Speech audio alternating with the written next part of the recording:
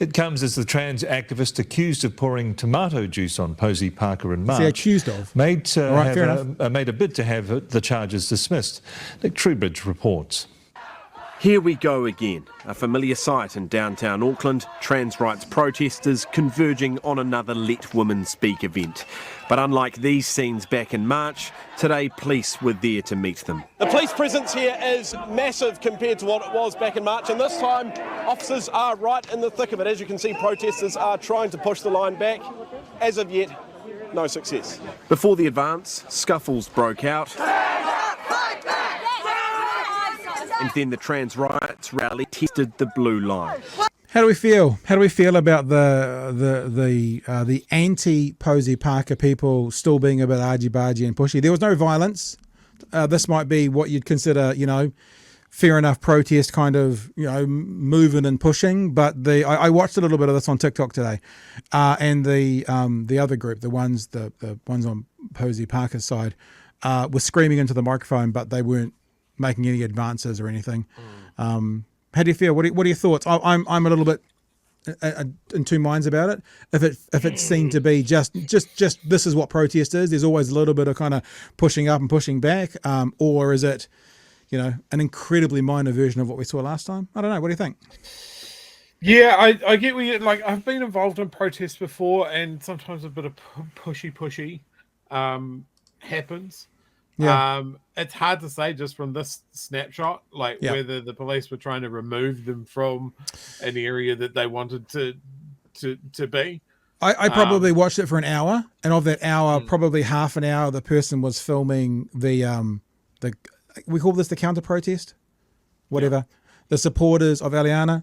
And there was literally nothing. They were all there was no pushing around. There was nothing like that. There was no argy-bargy at all. So, this might have been a couple of seconds. I mean, Emma says meh, and actually, Ika says I was at the counter protest today. It was really chill, to be honest. Yeah. So, this might have been 30 seconds of the whole few hours where they were just kind of doing a bit of leaning, maybe a little bit of leaning. I don't think it's too much, actually. But the thing is, now it's happened, and this is going to be the clip that is going to be shown to say, look at how violent these people are. I've been in mosh pits that are,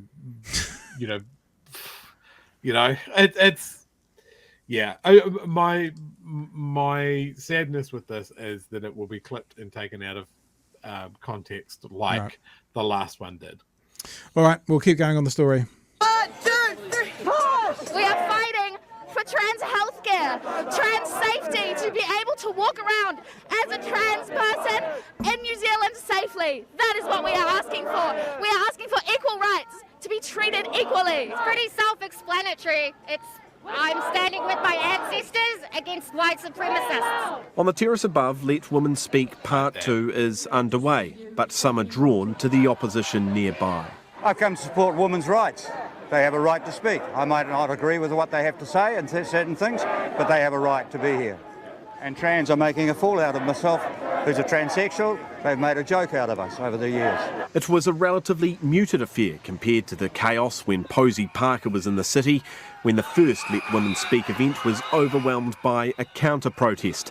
That silencing had some eager to attend this latest event. I saw how the women there were attacked, and I was attacked, and my 87-year-old mother was attacked and intimidated. Coincidentally. So I thought I needed to come today, but I haven't brought my mother with me. But the trans rights side claim their opponents aren't what they seem. They are a hate group. They are unpopular. Their opinions are not in the majority, and they need to be counted.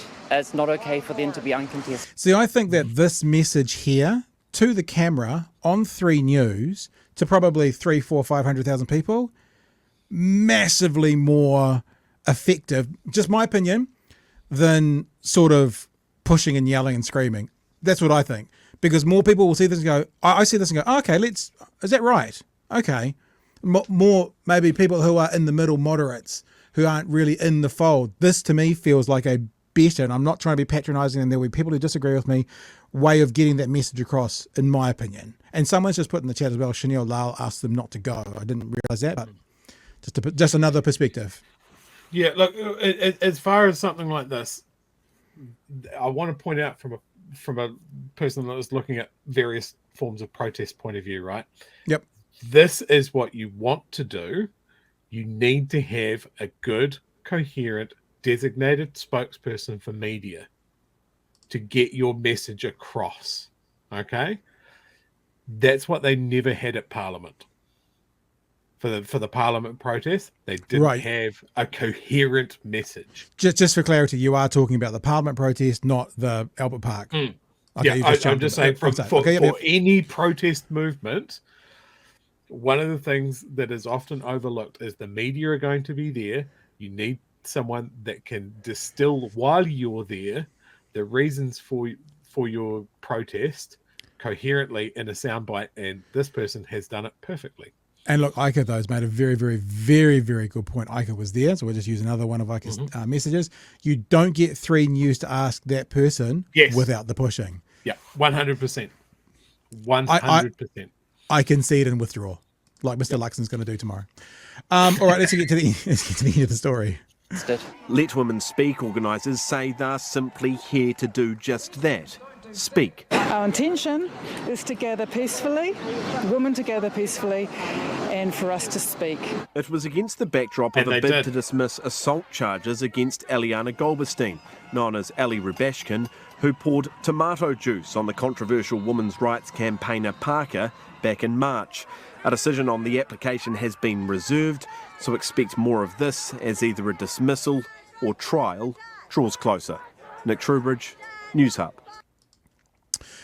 So as I said, I've been conversing with Eliana today, and it's always maybe not, but I'll see if we can figure that out. I want to put up Politikiwi's comment.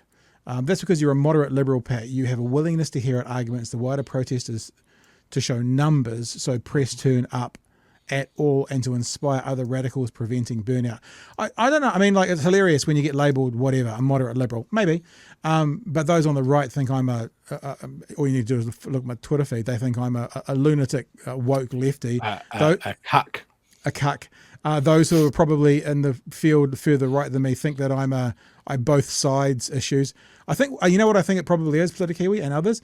I think it's that I'm a broadcaster, and I've been having conversations with horrible people for probably 25 years. And I think probably the reason I'm able to hear people, and I think the last time we chatted to Politikiwi on here, he says how I can stay kind of happy and engaged through this whole thing. I think it's because I'm a broadcaster. My heart is, my nature, my innermost self is a interviewer and a broadcaster.